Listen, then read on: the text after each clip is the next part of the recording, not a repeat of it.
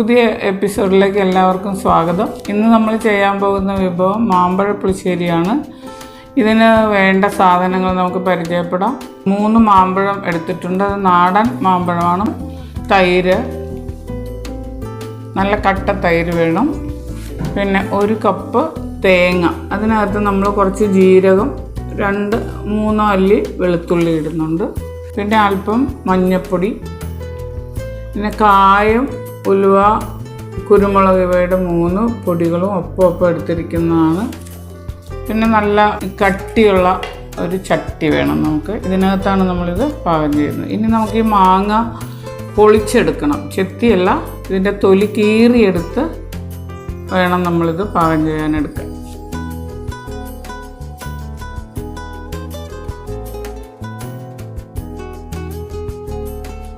മാങ്ങ നമ്മൾ തൊലി കളഞ്ഞ് റെഡിയാക്കി എടുത്തിട്ടുണ്ട്. ഇതിലേക്ക് നമ്മൾ ആവശ്യമുള്ള 3 പച്ചമുളക് പൊളന്നിങ്ങനെ ഇട്ടു.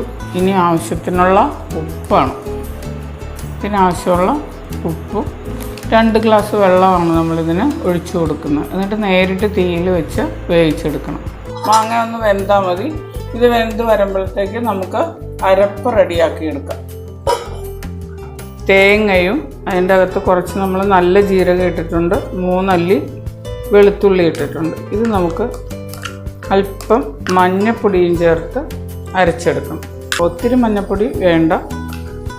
ഇതിനകത്തേക്ക് നമ്മൾ അരയ്ക്കാൻ വേണ്ടി തൈര് തന്നെയാണ് ഒഴിച്ചു കൊടുക്കുന്നത്, വെള്ളമല്ല, തൈര് തന്നെ. എന്നാലേ നമുക്ക് കുറുകിയ മാമ്പഴ പുളിശ്ശേരി കിട്ടും. അപ്പം നമ്മുടെ മാമ്പഴ പുളിശ്ശേരിയുടെ മാങ്ങയെല്ലാം നന്നായിട്ട് വെന്ത് അലിഞ്ഞിട്ടുണ്ട്. ഇതിലേക്ക് നമ്മൾ അരച്ചു വെച്ചിരിക്കുന്ന അരപ്പ് ഒഴിച്ചു കൊടുക്കുക. ഇനി ചേർത്ത് കൊടുക്കേണ്ടത് നമ്മൾ അല്പം കുരുമുളക് പൊടി, അല്പം ഉലുവാപ്പൊടി, അല്പം കായപ്പൊടി, ഇതെല്ലാം കൂടി നമ്മൾ എടുത്ത് വെച്ചിട്ടുണ്ട്. ഇത് നമ്മൾ ഇതിനകത്തേക്ക് ഇട്ട് കൊടുക്കും. അതിനുശേഷം നമ്മൾ ഇതിനകത്തേക്ക് അല്പം പഞ്ചസാരയാണ്, ശർക്കര ഇടണ്ട. ശർക്കര ഇട്ട് കഴിഞ്ഞാൽ പുളിശ്ശേരിയുടെ നിറത്തിന് മാറ്റം ഉണ്ടാകും. ടേസ്റ്റ് എല്ലാം ഒന്ന് തന്നെ ആയിരിക്കും. പുളി പോരാത്തവർക്ക് തൈര് ഒഴിച്ച് കൊടുക്കാം. തൈര് നല്ല ഉടച്ച തൈര് വേണം ഒഴിച്ച് കൊടുക്കാൻ. ഇനി ഇത് പതിയെ ചൂടായി ഇങ്ങനെ പതഞ്ഞ് വരുന്ന സമയത്ത് നമ്മൾ തീ ഓഫ് ചെയ്തിട്ട് ഇതിന് കടുക് വറക്കണം. എണ്ണ ചൂടായിട്ടുണ്ട്. നമ്മളിതിന് ആവശ്യമായ കടുക് ഇട്ട് കൊടുത്തു. കടുക് ഏതാണ്ട് പകുതി പൊട്ടുമ്പോഴത്തേക്ക് തന്നെ നമ്മൾ ഉലുവ ഇടണം, അല്ലെങ്കിൽ ഉലുവ കരിഞ്ഞു പോകും. ഉലുവ ഒത്തിരി നേരം നമ്മൾ വറക്കണ്ട. പകുതി കടുക് പൊട്ടിയതിന് ശേഷം മാത്രം ഉലുവ ഇട്ടാൽ മതി. ഇതിലേക്ക് നമ്മൾ ഉലുവ ഇട്ടു.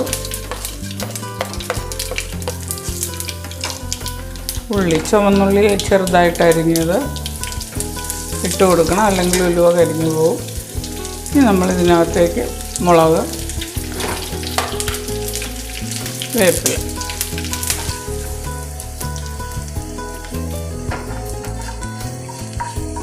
നമ്മുടെ മുളക് എല്ലാം റെഡി ആയിട്ടുണ്ട്.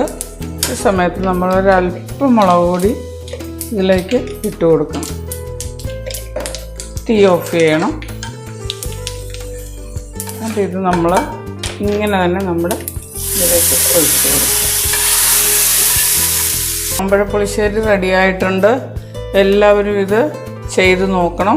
നിങ്ങൾക്ക് ഇഷ്ടമായെങ്കിൽ നിങ്ങളുടെ സുഹൃത്തുക്കൾക്കെല്ലാം നിങ്ങൾ ഷെയർ ചെയ്യണം. ചാനൽ സബ്സ്ക്രൈബ് ചെയ്യണം. കമൻസ് എല്ലാം ബോക്സിൽ നിങ്ങൾ രേഖപ്പെടുത്തണം. ഇനി പുതിയൊരു വിഭവമായി നമുക്ക് അടുത്ത എപ്പിസോഡിൽ കാണാം.